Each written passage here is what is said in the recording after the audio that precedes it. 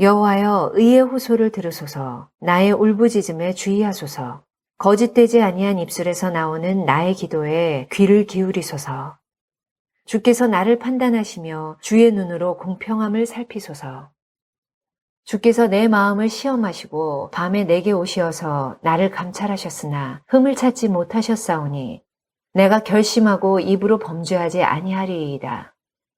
사람의 행사로 논하면 나는 주의 입술의 말씀을 따라 스스로 삼가서 포악한 자의 길을 가지 아니하였사오며 나의 걸음이 주의 길을 굳게 지키고 실족하지 아니하였나이다.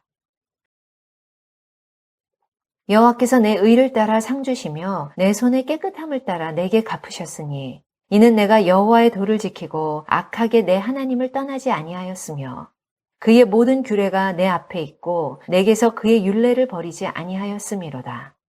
또한 나는 그의 앞에 완전하여 나의 죄악에서 스스로 자신을 지켰나니 그러므로 여호와께서 내 의를 따라 갚으시되 그의 목전에서 내 손이 깨끗한 만큼 내게 갚으셨도다.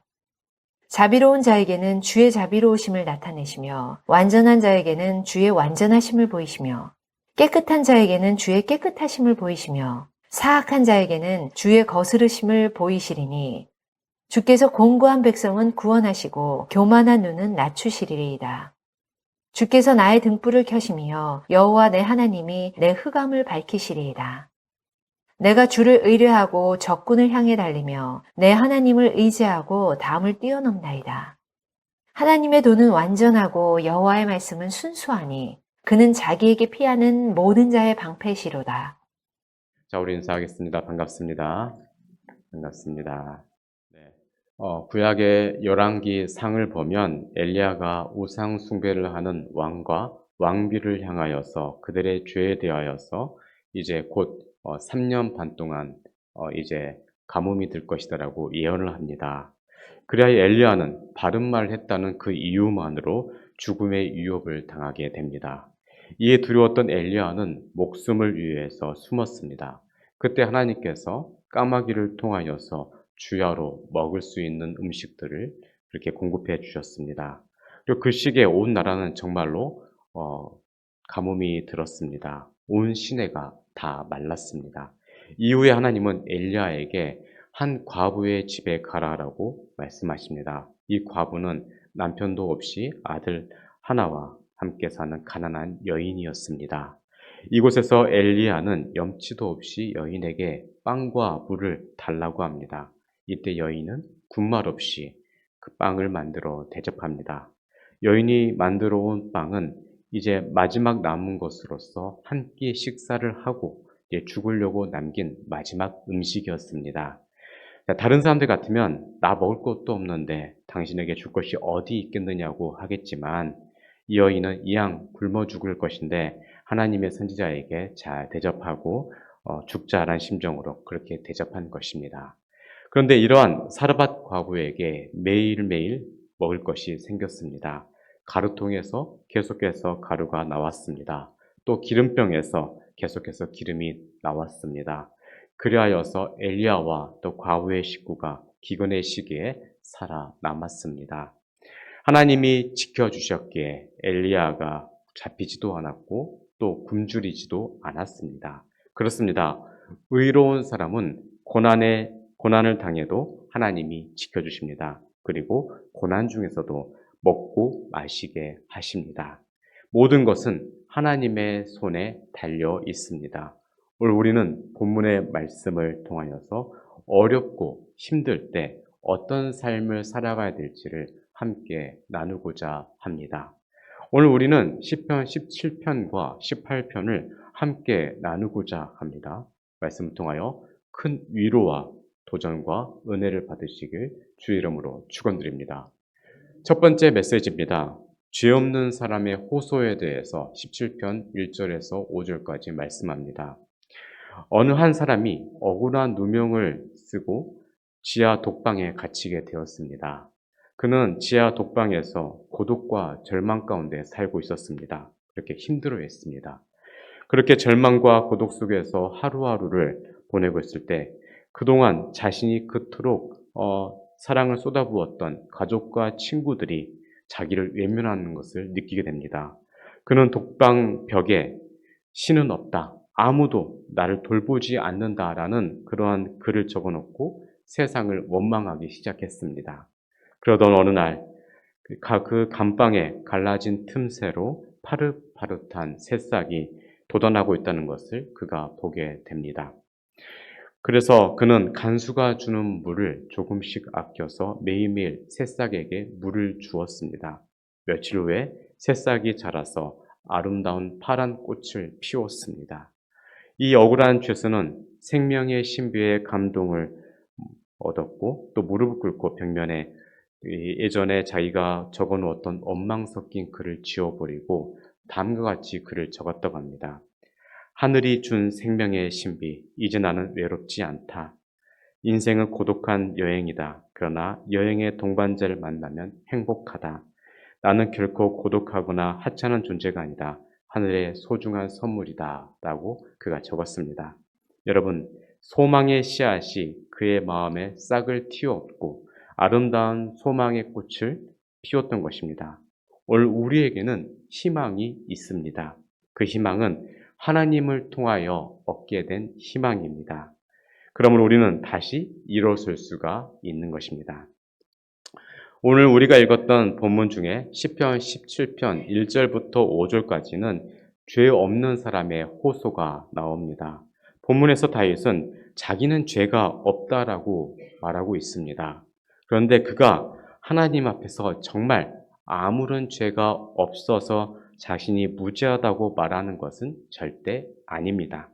이것은 다른 사람들과 비교해서 죄가 없다는 것도 아니고 다른 나라의 왕들에 대해서 볼 때 다른 나라 왕은 이렇게 죄를 많이 지었는데 나는 그래도 좀 낫습니다. 라는 그런 의미도 아닙니다. 하나님이 의롭다라고 해주셨기 때문에 자신이 의롭다라고 그렇게 고백을 한 것입니다. 네, 그래서 그 은혜로 말씀에 따라 스스로 삼가서 포악한 자의 길로 가지 않으려고 했던 것입니다. 하나님 앞에서 정말 죄 없는 사람은 아무도 없습니다. 로마서에서 바울은 우리가 전부 다 죄인이다 라고 말하고 있습니다. 상대적인 의미에서 의인이 있고 의인이 아닌 사람이 있을 뿐이지 하나님 앞에서는 모두 다 죄인인 것입니다.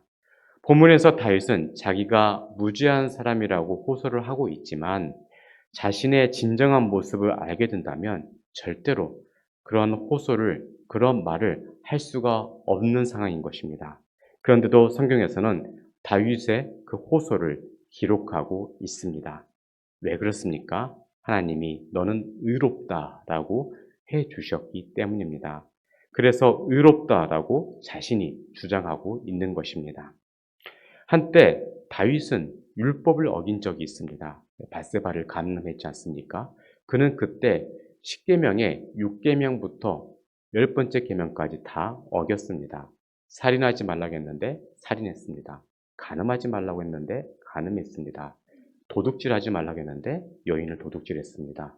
거짓 증거하지 말라고 했는데 거짓 증거를 냈습니다.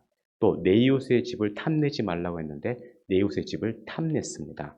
한마디로 6계명부터 10계명까지 사람이 지을 수 있는 모든 죄를 다 지은 사람이 다윗입니다. 이것만 가지고 본다면 다윗의 고백은 참으로 뻔뻔한 고백인 것입니다. 그럼에도 다윗은 자기는 의롭다라고 고백하고 있습니다. 사람들은 율법의 의로 자신의 의로움을 주장할 수 있습니다. 누가복음 18장을 보면 바리새인과 세리의 기도가 나옵니다. 바리새인은 성전 앞자리에 서서 하나님이여 감사옵기는 나는 다른 사람들 곧 토색, 불의, 간음을 하는 자들과 같지 아니하고 이 세리와도 같지 아니함을 감사하나이다. 나는 일에 2주에 2번씩 금식하고 그리고 소득의 11조를 드리나이다 하면서 매주 금식하고 그리고 11조를 드린 것에 대해서 만족해하면서 자신의 의의를 드러내는 그러한 내용이 기록되어 있습니다. 또 세리를 가리키면서 저 세리와도 같지 않습니다 라고 기도를 하고 있습니다. 근데 세리는 그 뒤에서 서지도 못하고 꿇어 엎드려서 얼굴을 들지도 못합니다. 가슴을 치면서 하나님이여 불쌍히 여기소서 나는 죄인이로소이다 라고 그렇게 하나님 앞에 간절한 마음으로 회개 기도를 하고 있습니다. 자, 예수님은 이 두 사람의 기도를 비교하면서 바리새인이 아니고 세리가 하나님 앞에서 의롭다함을 얻었다라고 말씀을 하셨습니다. 자, 그렇다면 이때 바리새인이 자랑했던 의는 정확하게 어떤 의였겠습니까? 바로 율법의 의였습니다. 그들은 11조를 꼬박꼬박 했습니다. 그리고 불의한 행동을 하지 않았습니다. 남의 것을 토색하지도 않았고 간음도 하지 않았습니다. 모든 계명을 다 지켰습니다. 또한 세리와 비교했을 때 완전했습니다. 세리가 누구입니까? 세리는 불의하게 재물을 모아서 부자가 된 무리들을 세리라고 합니다. 로마에서 거둬들이라고 하는 일정의 세금만 바치기만 하면 되니까 그 이상의 곱절의 세금을 자기 백성들에게 그렇게 받았던 사람들입니다. 자, 이러한 상황 속에서 바리새인들이 주장한 것은 율법적인 의였던 것이죠. 자, 그런데 그런 것은 아무런 의미가 없다라고 주님께서 말씀하셨습니다. 한 예화가 있습니다. 알렉산더 대왕이 이스라엘을 공격할 때 그때 어떤 유대인이 이 알렉산더 대왕에게 물었습니다. 대왕께서는 우리가 가진 금과 은이 갖고 싶지 않으신가요? 그러자 알렉산더 대왕이 대답합니다. 나는 금과 같은 부하는 많이 가지고 있어. 그런 건 조금도 탐나지 않소. 다만 당신네 유대인들의 전통과 당신들의 정의가 어떤 것인지 알고 싶을 뿐이요. 라고 대답을 했다고 합니다. 그러자 대왕에게 찾아간 유대인이 다음과 같은 어느 한 이야기를 해줍니다. 두 명의 사나이가 어떤 일을 상담하기 위해서 랍비에게 찾아갔다고 합니다. 내용인즉슨 어떠한 사람이 다른 사람이 파는 넉마 더미를 샀는데 그 넉마 더미 속에서 많은 금화가 발견되었다는 것입니다. 그래서 그는 이 넉마를 판 사람에게 찾아가서 나는 넉마를 산 것이지 금화를까지 산 것은 아닙니다. 그러니 이 금화는 마땅히 당신 것이니 받으십시오라고 했다고 합니다. 근데 넉마를 판 사람이 그것을 산 사람에게 또 이런 얘기를 한테 했다고 합니다. 난 당신에게 넉마더미 전부를 판 것이니 그 속에 있는 것은 전부 다 당신 것이요 라고 또 말했다고 합니다. 그러자 이 랍비가 한참을 생각하고 그들에게 판정을 내려주었다고 합니다. 당신들에게는 각각 딸과 아들이 있으니 두 사람을 서로 결혼시킨 이후에 그 금화를 그 자식들에게 물려주는 것은 어떻겠소? 그게 옳은 살일 것이요. 라고 그렇게 판정을 내려주었다고 합니다. 자, 대왕에게 찾아간 이 유대 랍비가 이 말을 마치고 이러한 상황에 대해서 알렉산더 대왕은 어떤 생각을 가지고 있는지 물어보았다고 합니다. 대왕님, 당신의 나라에서는 이런 경우에 어떤 판결을 내립니까? 그러자 알렉산더 대왕은 간단하게 대답해 주었다고 합니다. 우리나라 같으면 두 사람을 다 죽이요. 그리고 내가 그것을 다 갖습니다. 그리고 이것이 내가 알고 있는 정의요라고 했다고 합니다. 사랑하는 성도 여러분, 사람마다 다 의의 기준이 다른 것입니다. 세상에서는 하나님의 기준이 있는 사람이 있고 믿지 않는 세상의 기준이 있는 사람이 있는 것입니다. 바리새인들의 의는 율법적인 의였습니다. 반면에 누가복음 18장에 세리가 가지고 있었던 의는 믿음의 의입니다. 예수님은 이 둘을 대조해 보면서 바리새인의 의가 아닌 세리가 하나님 앞에서 의롭다함을 받았다라고 말씀합니다. 그 근거가 무엇입니까? 죄를 안 지은 것이 아니라 죄를 지었지만 자기가 지은 죄를 인정하고 하나님 앞에서 자신의 모습을 온전하게 고백함으로 주를 의지한 것입니다. 자, 그랬더니 하나님이 그를 인정해 주셨던 것입니다. 다윗이 이러한 모습으로 하나님께 나아갔기에 자신이 의인이라고 고백할 수가 있었던 것입니다. 이러한 모습이 지금 우리에게도 필요합니다. 사람들은 자기가 하나님 앞에서 떳떳하다라고 주장할 수 있지만 사람은 죄를 한 개 지으나 100개를 지으나 하나님 앞에서 모두 다 죄인입니다. 그렇기 때문에 우리는 자신의 자기의 의의를 가지고 그것을 주장해서는 안 됩니다. 대신에 그리스도의 의의를 힘입어 하나님께 담대하게 나아가야 할 것입니다. 그리하면 우리를 의롭다라고 여겨 주십니다. 여러분, 이러한 믿음으로 살아가시길 간절히 소망합니다. 두 번째 메시지입니다. 하나님의 구원이 있습니다.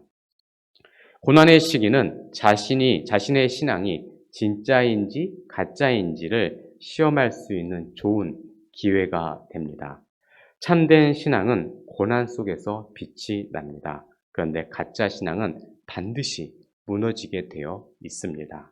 가짜 믿음의 사람들은 고난 속에서 신앙이 자신에게 유익이 되지 않는다고 판단되면 신앙을 포기하기 마련입니다. 이것은 복음서에서 말하는 씨 뿌린 비유에 나오는 돌밭과 같은 마음입니다. 믿음의 사람들은 환난 속에서도 자신의 믿음을 지키는 것입니다. 한 일화가 있습니다. 중국에서 모택동에 의해서 문화혁명이 일어났을 때였습니다. 당시에 외국인 선교사들은 전부 추방 명령을 받았습니다. 그때 마지막으로 떠나갔던 한 선교사님이 제자 훈련을 받고 중국 교회의 훌륭한 지도자로 자란 목사님과 차를 마시며 대화를 했었다고 합니다. 그러면서 이런 말을 했다고 합니다. 앞으로 많은 환난과 핍박이 교회 가운데 몰려올 텐데 견뎌낼 수 있겠소? 라고 선교사님이 묻자 중국 목사님이 가만히 차를 보면서 말을 이어가더랍니다. 선교사님, 차가 뜨겁죠? 하면서 차 티백을 들었습니다. 이 티백이 뜨거운 물 속에 들어갔다고 해서 그 맛을 잃어버리겠습니까? 아마도 뜨거운 물 속에서 진짜 맛을 낼 수 있을 것입니다. 두고 보십시오. 저는 저의 신앙이 진실이라는 것을 지금의 환난 속에서 주님 앞에 입증해 보이겠습니다. 라고 그렇게 하더랍니다. 그렇습니다. 참된 신앙은 고난을 이깁니다. 그러나 돌밭과 같은 마음은 역경 속에서 자신의 신앙을 부인합니다.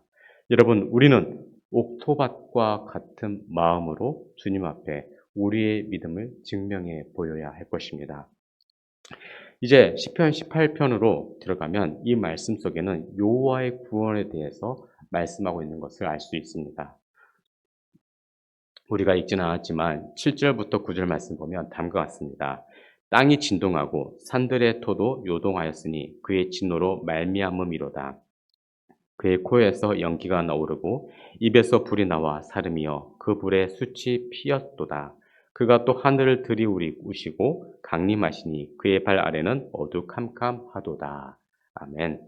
이 말씀을 보면 처음에는 무서운 광경이 나옵니다. 그 다음에는 무서운 광경에서 하나님의 구원이 왔다는 내용의 말씀이 있습니다.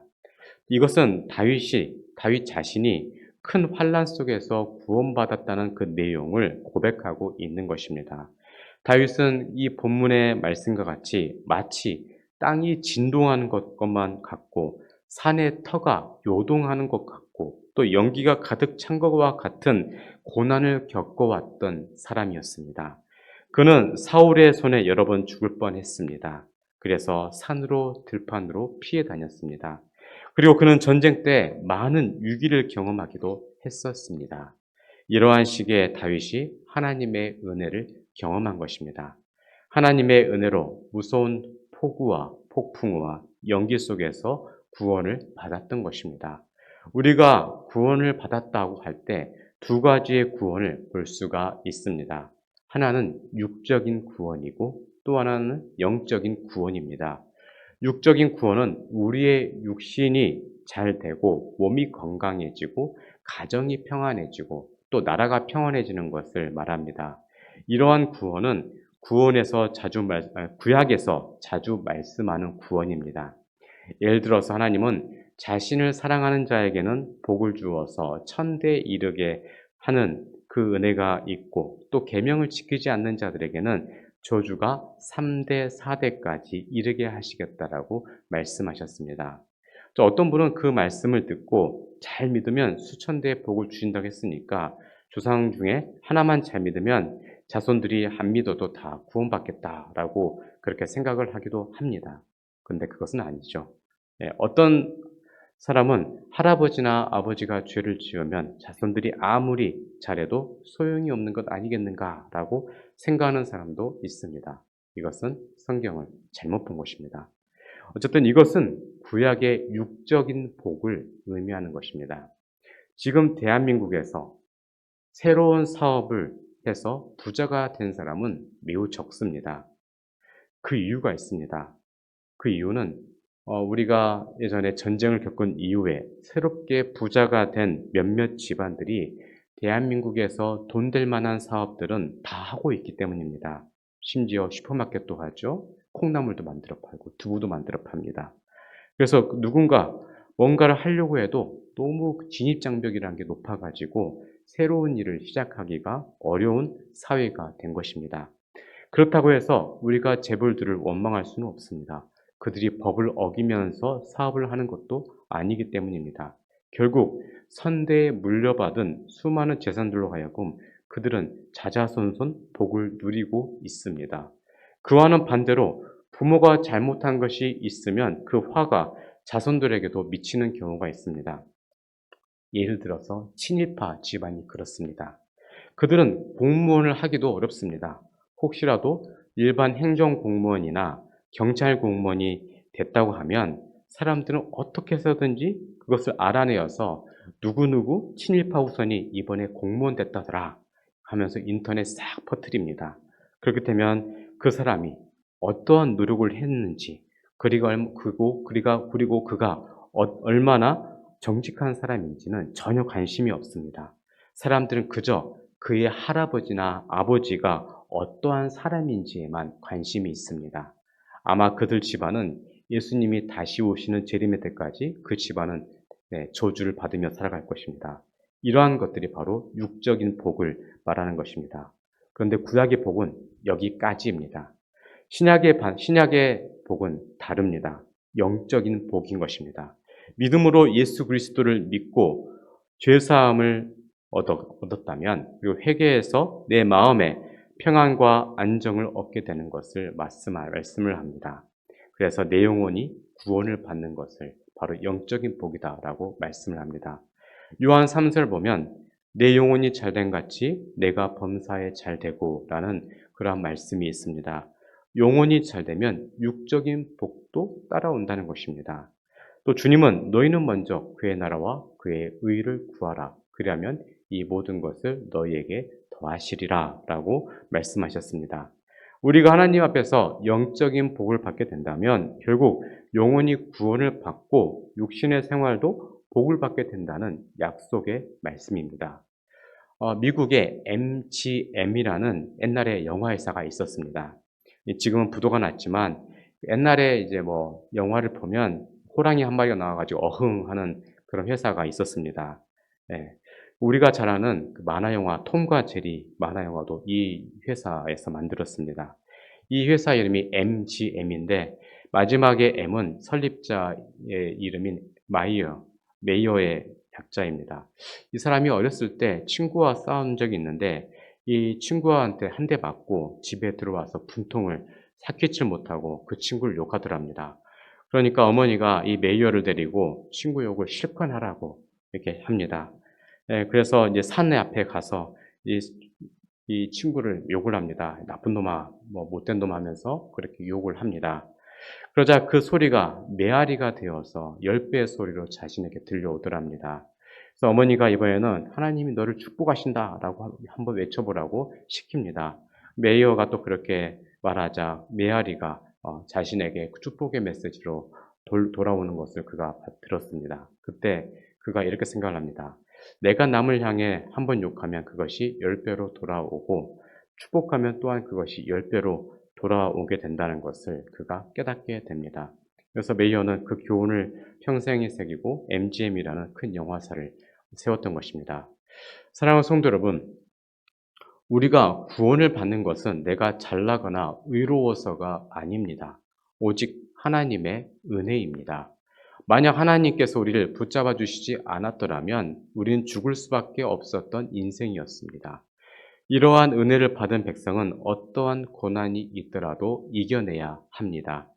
그런데 이 고난의 시기에 감사하게도 그 고난을 이길 수 있는 힘을 하나님이 주십니다. 모든 것은 결국 하나님이 하시는 것입니다. 그렇기 때문에 불과 같은 고난이 온다고 할지라도 우리는 낙심치 말고 힘을 내야 합니다. 그리고 그 구원의 복을 다른 사람에게도 전해야 할 것입니다. 이러한 믿음으로 한 주를 승리하시길 간절히 소망합니다.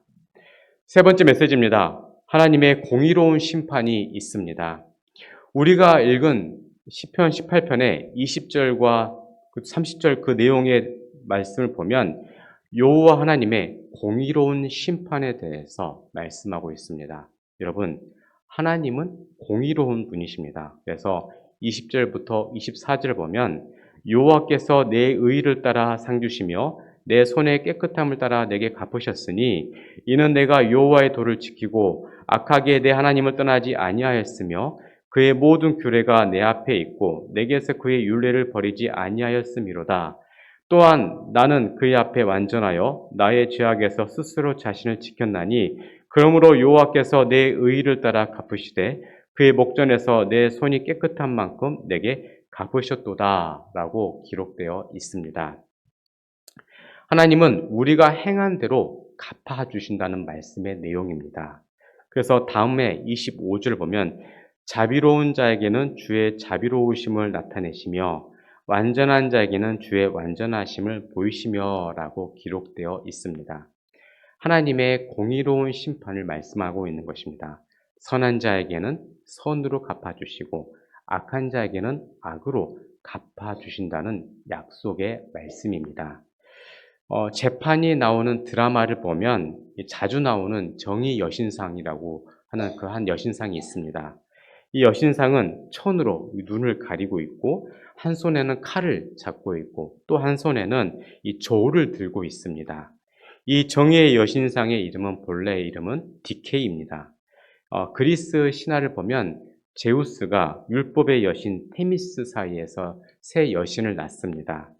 첫 번째 여신이 바로 정의의 여신 디케이고 두 번째가 에우노미아라는 질서의 여신이고 또 세 번째는 평화의 여신인 에이레네라는 여신입니다. 여기 나온 디케가 로마 신화로 같은 신화인데 로마로 가면 유스티티아로 이름이 바뀝니다. 네, 이 단어가 지금 영어로 쓰이는 justice, 이 정의라는 이름으로 바뀌게 되었죠. 이 정의의 여신이 들고 있는 저울이 있습니다. 이 저울은 옳고 그름을 따지는 것입니다. 그래서 개인과 개인 사이에 또 개인의 자유와 사회의 법칙 사이에서 균형을 잡는다는 것입니다. 여러분, 이러한 균형은 어떠한 세상의 것들이 주는 것이 아닙니다. 오직 하나님께만 그러한 균형 잡힌 심판이 있는 것입니다. 저 오늘 본문에서는 하나님이 공의에 따라서 심판하시겠다라고 말씀하고 있습니다. 지금 우리가 이 땅에 살아갈 때 하나님의 무한한 그러한 용서하심이 있습니다. 그래서 악인도 죄인도 이 땅에서 사는 동안 아무런 문제가 없이 잘 살아갑니다. 그러나 마지막 최후의 심판 때가 되면 그렇지 않습니다. 뿌린 대로 거두게 됩니다. 잘한 것도 잘못한 것도 거기에 맞게끔 반드시 갚아 주십니다. 그때가 되면 하나님이 정하신 기준에 따라서 반드시 심판하게 될 것입니다. 톨스토이의 한 작품에 이러한 이 인생의 비유가 있습니다. 어떠한 사람이 들판에서 사자를 만났습니다. 그래서 놀라서 도망갑니다. 도망가다 보니 길을 잘못 들어서 절벽에 다다르게 됩니다. 자, 그래서 이 사람이 이 절벽 밑을 내려다 봤더니 절벽 밑으로 캄캄한 낭떠러지이고 그 밑에는 무서운 바다가 있었습니다. 그런데 지금 자신 뒤에는 사자가 있습니다. 엄청난 위기의 상황이죠. 그런데 이 절벽에 용케도 칡농쿨이 하나 있었습니다. 그래서 그 사람은 그것을 잡고 밑으로 내려갔습니다. 이 사람은 절벽에서 어느 정도 떨어진 곳에 이제 매달려 있는 상황이 된 것입니다. 그런데 그때까지 자기를 따라왔던 사자가 소리를 지르면서 이 남자를 쳐다보고 있습니다. 근데 더 큰 문제가 있습니다. 그게 뭔가 하면 밑을 내려다봤더니 큰 악어가 입을 쩍 하고 벌리고 있는 것입니다. 자기를 보고 있는데 얼마나 무섭겠습니까? 위에는 사자가 있고 아래는 커다란 악어가 한 마리 자리 잡고 있습니다. 그 중간에 이 사람이 칡넝쿨을 붙잡고 있는 것입니다. 올라가지도 못하고 내려가지도 못하는 인생. 이러한 모습이 인간의 모습이라는 것이죠. 근데 어디서인지 왔는지 생쥐 한 마리가 나오더니 지금 매달려 있는 칡넝쿨을 갉아먹고 있습니다. 그래서 사각사각 쥐가 갉아먹는 소리가 들려옵니다. 지금 가만히 두어도 팔이 아파서 떨어질 지경인데 줄이 끊어져서 또 떨어질 수도 있는 그러한 상황입니다. 근데 마침 앞을 보니까 벌집이 하나 있는데 벌집에서 꿀이 흘러나오고 있는 것입니다. 꿀이 풀에 걸려서 이 꿀이 뚝뚝뚝 눈앞에 떨어지고 있습니다. 이때 이 사람은 모든 것을 잊어버리고 칡넝쿨에 매달려서 혀를 내밀어서 그 꿀을 핥아먹는 것입니다. 이것이 우리의 인생이라는 것입니다. 위아래로 그리고 지금 내 가까운 곳에 이 상황이 너무 좋지 않고 곧 죽을 수밖에 없지만 눈앞에 있는 이 꿀에만 관심이 있는 것이 우리 인생이라는 것입니다. 여러분, 우리 인생은 하나님 앞에서 모두 다 죄인입니다. 그래서 우리에게는 아무런 소망이 없습니다. 그런 우리의 인생이 어떠한 상황이 있는지도 모른 채 세월을 보내고 있고 또 눈앞의 꿀에만 취해 있는 것이 우리의 인생입니다. 우리는 이러한 비참한 상황 속에서 우리의 구원이 어디에서 오는지를 알고 있어야 할 것입니다. 오늘 본문의 다윗은 이러한 상황 속에서 하나님을 의지하고 있었습니다. 때로는 범죄도 하였고 실수도 하였지만 그의 마음은 계속 하나님께 있었습니다. 다윗은 그의 일생 동안 경험을 통하여서 얻은 한 가지의 교훈이 있었습니다. 그것은 어떠한 역경과 고난 속에서도 하나님이 나를 지켜주신다는 것입니다. 자, 이러한 깨달음이 있을 때 우리에게는 기도하는 자세가 필요합니다. 자, 우리에게 필요한 것은 그 중에서도 낙타와 같은 그러한 기도의 자세가 필요합니다. 여러분, 낙타는 본래 태양이 뜨거운 중동이나 아프리카에서 살지 않았다고 합니다. 본래 살던 곳은 숲이 있었던, 푸른 목초지가 있었던 아메리카 대륙에서 낙타가 살고 있었다고 합니다. 걸음도 느리고 날카로운 이빨이나 발톱도 없습니다. 그래서 맹수로부터 살아남기 위해서 그들은 아프리카로 건너가서 뜨거운 사막에서 그렇게 그들은 정착을 했다고 합니다. 사막은 물도 거의 없지만 또 그것 때문에 낙타를 위협할 만한 맹수도 없었다고 합니다. 자, 그렇게 낙타는 뜨거운 태양과 황량한 모래바람을 참아가면서 사막에 적응을 한 것입니다. 이러한 낙타에게는 아주 특이한 습성이 하나 있습니다. 그것은 태양이 내리쬐면 그 태양을 피하는 것이 아니라 오히려 태양을 바라본다는 것입니다. 태양이 내리쬐면 다른 동물들은 본능적으로 얼굴을 돌려서 자기의 등을 보지만 낙타는 오히려 태양을 향하여 본다고 합니다. 물론 태양을 보면 얼굴은 아주 뜨겁습니다. 그러나 이때 몸통에는 그늘이 생겨서 체온이 덜 오르고 수분도 덜 날아간다고 합니다. 그래서 잠시의 뜨거움을 피하려면 얼굴을 돌려야 하지만 사망에서 적응을 하려면 태양을 마주봐야 한다고 합니다. 여러분, 우리의 삶도 그렇습니다. 잠시의 안식을 위해서라면 지금의 상황을 피하는 것이 아니라 오히려 하나님이 허락하신 시험을 향하여서 눈을 돌려야 합니다. 그리하면 하나님이 그 고난 속에서 우리를 지켜주십니다. 고난은 피한다고 되는 게 아닙니다. 공의와 심판의 하나님께 모든 것을 맡기고 내 길을 걸어가야 하는 것입니다. 그리하면 하나님은 반드시 모든 일에서 승리하게 하십니다. 다윗은 어렸을 때 아버지의 양을 치다가 사자가 오면 사자를 물리쳤고 또 곰이 오면 곰도 물리쳤습니다. 그에게 어떠한 특별한 재능이 있어서 그랬던 것은 아닙니다. 싸우다 보니까 저절로 강해진 것입니다. 그 상황 속에서 모든 것을 하나님께 맡기고 자기가 할 일을 했을 뿐입니다. 그래서 골리앗이 이스라엘 백성들과 그리고 만군의 여호와 하나님을 능멸하고 있을 때 아무런 무기도 걸치지 않고 하나님만을 믿고 뛰어들어갔던 것입니다. 그곳에서 재판하시는 하나님, 그리고 정의와 공의의 하나님의 은혜로 자기가 가졌던 물맷돌, 그걸로 골리앗을 이겼던 것입니다. 그래서 자신의 믿음이 그 자신을 지켰고 또 민족을 지켰던 것입니다. 사랑하는 성도 여러분, 우리를 승리하게 하는 것은 우리의 믿음입니다. 뒤를 돌아보지 마시고 오직 하나님만을 향하여 눈을 돌리시고 주님을 향해 나아갑시다. 그리하면 하나님의 도우심이 여러분들과 함께 하실 것입니다. 언제나 믿음으로 승리하시길 주의 이름으로 축원드립니다. 기도하겠습니다. 사랑이 많으신 하나님, 우리는 아직도 우리의 의와 자신의 힘을 믿으며 살아가고 있습니다. 우리의 부족한 모습을 용서하여 주옵소서. 이제는 내 자신을 믿는 것이 아니라 날 위하여 죽으시고 부활하신 예수 그리스도만을 믿고 의지하게 하옵소서. 내 힘이 아닌 주님의 힘으로 세상을 이기게 하옵소서.